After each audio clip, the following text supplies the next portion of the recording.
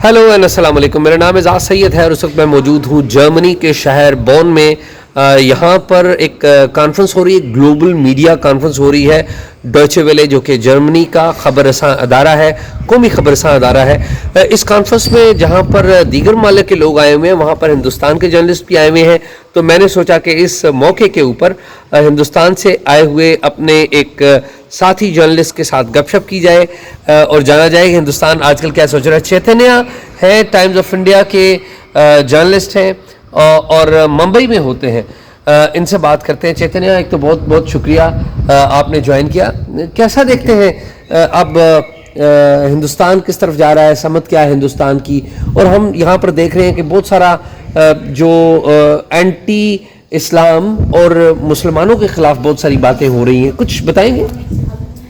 जैसे आप जानते हो, अभी ये नूपुर शर्मा का बड़ा कंट्रोवर्सी हुआ है और ऐसे कंट्रोवर्सीज अक्सर होते रहते हैं।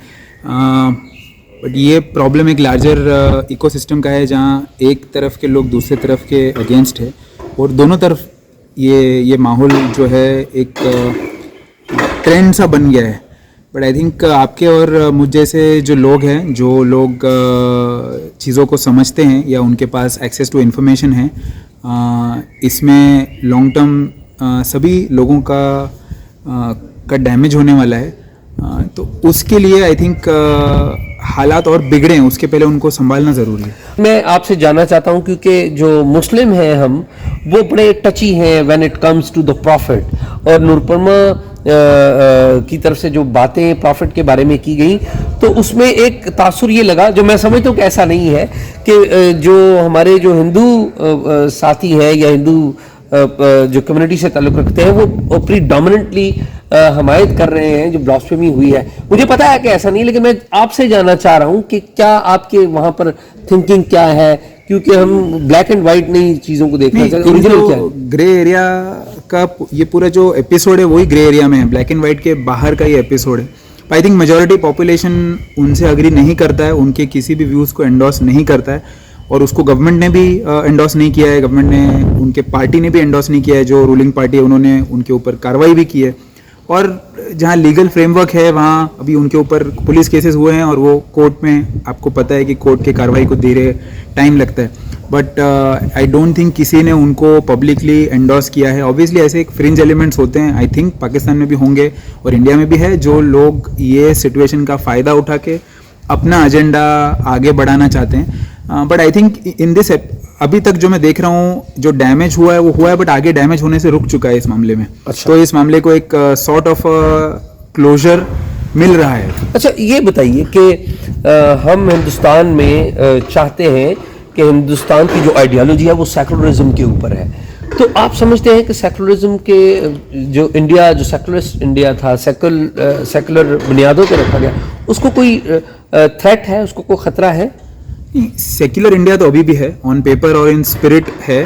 बट आई थिंक एक जनरल एक ट्रेंड हुआ है कि थोड़ा उस सेक्युलरिज्म के ऊपर प्रेशर आ रहा है। बट आई थिंक लोग भी इसका अपनी तरीके से जवाब दे रहे हैं। डेमोक्रेटिक प्रोसेस में लोगों का बहुत फर्म बिलीफ है इंडिया में। चाहे कोई किसी भी पार्टी को सपोर्ट करता हो, लोगों को इवेंचुअली ये पता है कि अगर हमें सरकार को जवाब देना है या सरकार से कुछ मांगना है, हम सरकार से नाखुश है, तो उसका जवाब लोग इलेक्शन में देंगे। अच्छा, और ये फरमाएं कि हमने देखा कि हिंदुस्तान में एक मुस्लिम फैमिली है, उसका घर गिरा दिया गया सरकार के हुक्म के ऊपर। इस सारे मामले को सिविल सोसाइटी हिंदुस्तान की वो कैसे देखती है और जो मीडिया है वो कैसे देखता है? आई थिंक सभी लोगों ने उसको कंडेम किया, बट अगर आप फाइनल टेक्निकलिटी में देखोगे तो वो केस कोर्ट्स में भी गई। कोर्ट्स ने भी यही सजेशन दिया कि इलीगल डिमोलिशन या बुलडोज़र किसी घर पे नहीं चलना चाहिए। बट यू नो, आप इंडिया में सभी जगह बुलडोज़र चलता है घरों पे, वो एकदम कॉमन प्रैक्टिस है। ऐसा नहीं है कि कोई हिंदू या कोई अदर रिलीजियस लोगों के घर बुलडोज़र नहीं चलता है। तो पर ड्यू प्रोसेस ऑफ लॉ अगर फॉलो नहीं हुआ तो वो गलत है और उसको सभी लोगों ने कंडेम किया है। मैं चैतन्य आपसे चाहूँगा कि अगर आप मुझसे कोई बात पूछना चाहते हैं तो मैं I would love to answer. एक यही सवाल था कि अभी ऑब्वियसली पाकिस्तान में भी गवर्नमेंट चेंज हुआ है और बिकॉज इंडिया में एक पर्टिकुलर गवर्नमेंट है, तो ऐसा आपको लगता है कि इस सिचुएशन में कोई नॉर्मल सी नहीं आ सकती है, या आप होपफुल हो थोड़ा? मैं थोड़ा सा होपफुल इसलिए हूँ कि इमरान खान साहब चाहते थे एक मौके पे कि वो मोदी साहब के साथ हाथ मिलाएं। उस वक्त मोदी साहब इंटरेस्टेड नहीं थे। फिर हमने देखा कि चीज़ें बेहतर हुई। हमने देखा कि पाकिस्तान और इंडिया की जो मिलिट्रीज़ हैं उन्होंने हाथ मिलाया, एक एग्रीमेंट किया। अभी इमरान खान साहब जो है, जब उनकी डिसअपॉइंटमेंट हुई तो उन्होंने मोदी साहब को ज़ाहिर है क्रिटिसाइज़ भी किया। लेकिन अब इमरान खान साहब नहीं है। अब जो सरकार है हमारे यहाँ, हुकूमत जो है वो शहबाज शरीफ साहब की है। शहबाज शरीफ साहब और जो हमारी मिलिट्री है वो दोनों एक पेज के ऊपर हैं। लेकिन इंडिया के साथ peace is a very big thing. ये यहाँ हमारे यहाँ भी ऐसे एलिमेंट्स हैं जो कि ये नहीं चाहते। तो लेकिन फिर भी एक है कि जो एक टेंस माहौल था उससे निकल गए। मुझे लगता है कि एक साल नहीं, इस साल में तो कोई बड़ा शायद ना पेशरफ्त हो सके, कोई प्रोग्रेस ना हो सके बड़ी। लेकिन after 1 year when we will have another elections and you'll be having another elections in next year. Yeah. So when the new governments will come, there is a lot of homework being carried out right now.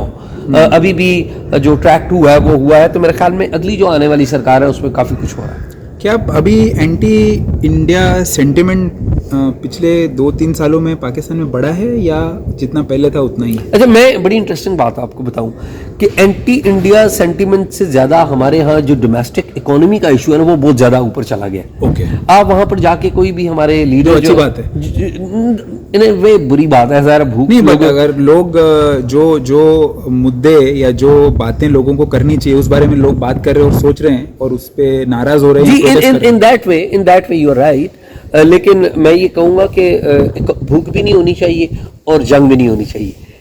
ये होना चाहिए। तो इन अ वे के एक तरफ तो ये हो गया कि हम हिंदुस्तान के ऊपर इतना बात नहीं कर रहे, दूसरी तरफ ये हो गया है कि हम भूख के ऊपर बात करें, महंगाई के ऊपर बात करें। ये इंडिया में भी ये सिचुएशन है। तो ओवरऑल ये है कि लोगों में एक अंडरस्टैंडिंग आई, और सबसे बड़ी बात यह है कि हमारी जो मिलिट्री इस्टेब्लिशमेंट है वो बड़ी सीरियस नज़र आ रही है कि ये जो एग्रीमेंट करना है, हम जनरल बाजवा को और हमारी जो मिलिट्री है उसके ऊपर तनकीद होती है पॉलिटिक्स के अंदर आने की या इन्वॉल्वमेंट, लेकिन उनका बहुत बड़ा इस वाले से ये कहिए कि है कि उन्होंने सीरियस लिया है इसको। जो पहले जो सिविल हुकूमतें बेनज़ीर भुट्टो की, नवाज शरीफ की कहती आई, अब ये उनको भी एक अंडरस्टैंडिंग आई है, इसी वजह से ये पीस आगे बढ़ा। तो बहुत शुक्रिया हमारे दोस्त का जो कि भारत से है। यही कुछ फ़िलहाल है, मैंने कहा कि भारत से जो हमारे साथी हैं उनसे गुफ्तगू की जाए और आप तक पहुंचाई जाए कि भारत में एक पढ़ा लिखा एक जर्नलिस्ट जो कि चीज़ों को कवर कर रहा है वो क्या सोच रहे हैं।